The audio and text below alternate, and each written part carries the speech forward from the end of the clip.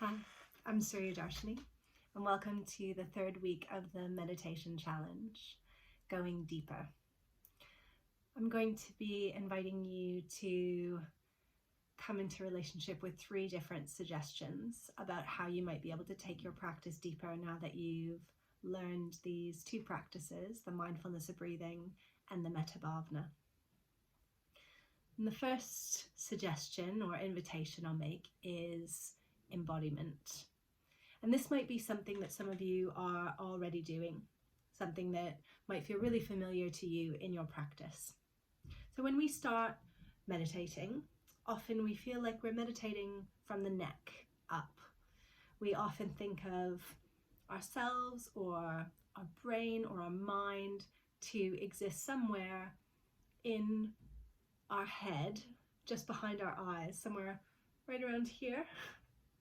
And that's where we're meditating from.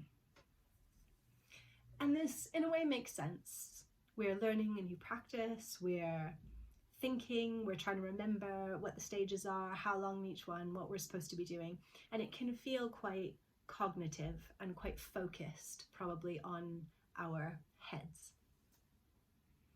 But after we've had a bit of time with the practice, after we've learned the stages, the time in each of the stages, what we're meant to be doing in some way, we can start to see if our awareness can drop away from just the head and start to disperse into the body. And there are different ways that we can draw this focus down. The first is to focus on the sensations of breathing. So we may experience the breath coming into the body around the heart or the chest or the rib cage. We might feel that expansion as we breathe in and that gentle subsiding as we breathe out.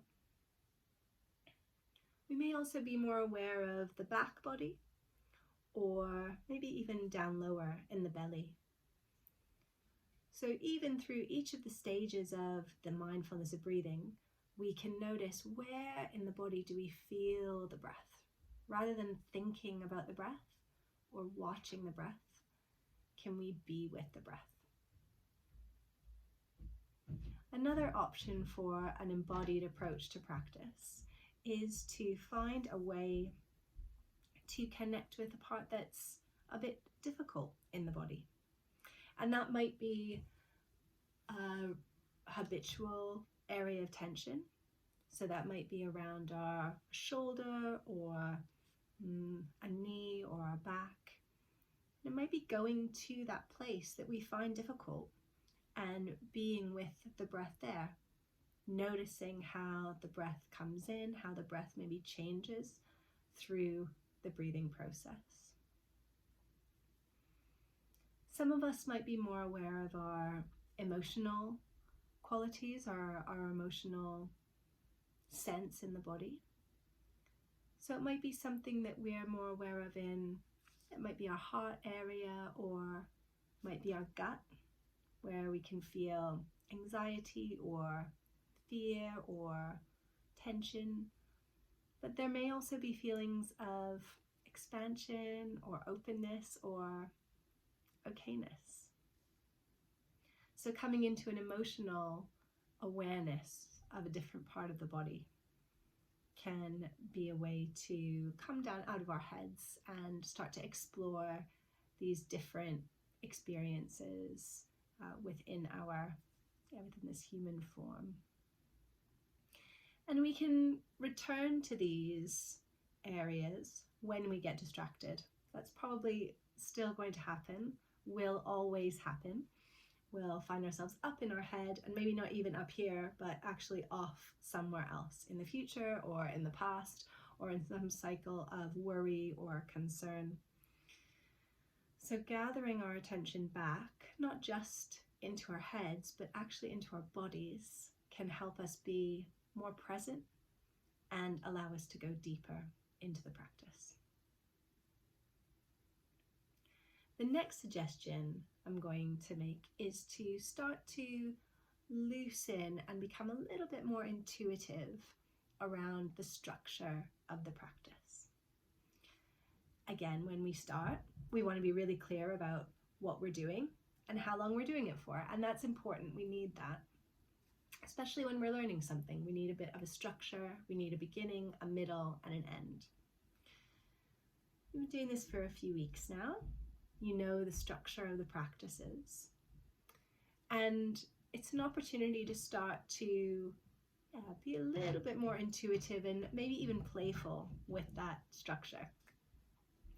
So when I started meditating, I wouldn't recommend this. I would sit with a clock in front of me and I'd spend a lot of the seated practice with my eyes kind of cracked open, checking on the clock to make sure that I spent exactly 4 minutes in each stage of the mindfulness of breathing, or 5 stages in the Metta Bhavana, or whatever. And I wouldn't recommend that. If you're in that stage of structure and literalism, then this is an invitation for you to start to expand slightly. So one way might be dropping that idea that each of the stages needs to be exactly the same amount of time. Roughly, we want to spend about the same amount of time in each stage, particularly so that we're not habitually ignoring something that might need attention. But we don't need to be so rigid and literal about what we're doing.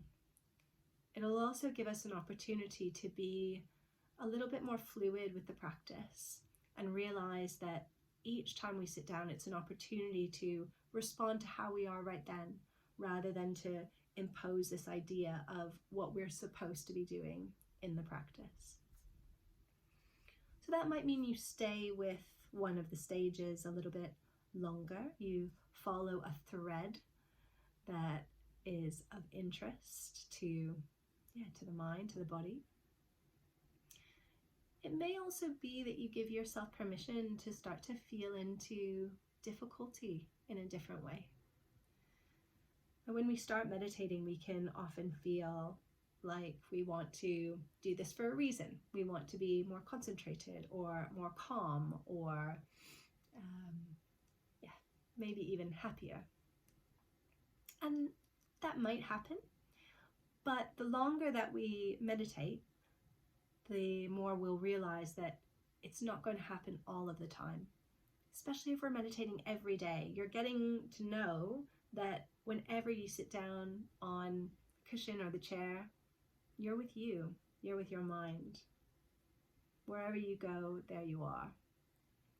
So part of going deeper is meeting whatever is there and not shying away from it, not trying to make it something else, but coming into relationship with what is there with metta and curiosity. So that brings me on to my third suggestion, my third invitation, and that is curiosity. And it's very much linked to the first two.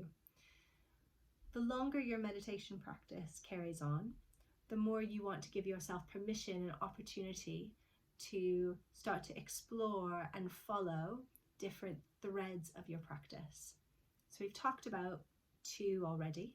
One is the body, maybe something in the breathing process or a place of difficulty in the body. One is allowing a little bit of intuition to come into the structure of the practice and what you choose to place your attention on in each of the stages. And it might also be a teaching or a word or a phrase that you'd like to explore in a place of stillness and quiet. So often when we think of exploring a new idea, that might mean thinking about it or writing about it or discussing it with someone else.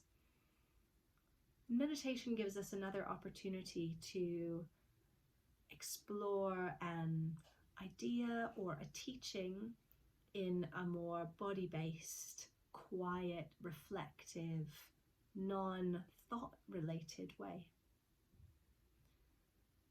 So an example is dropping in a word, maybe impermanence and seeing what happens.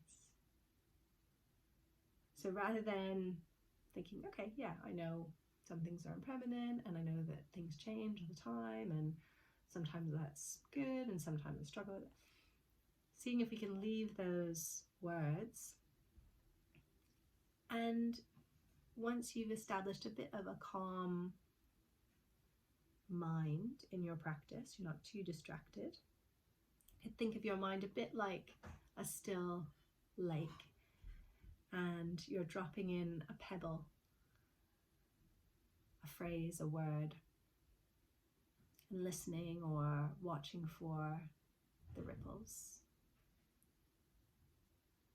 See what happens.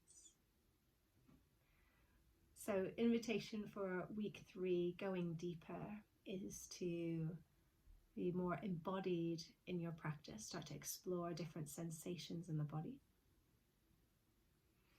You may want to become a bit more intuitive with the structure of the practice.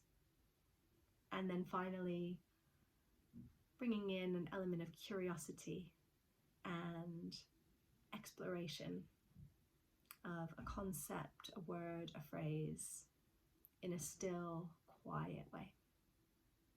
Keep going.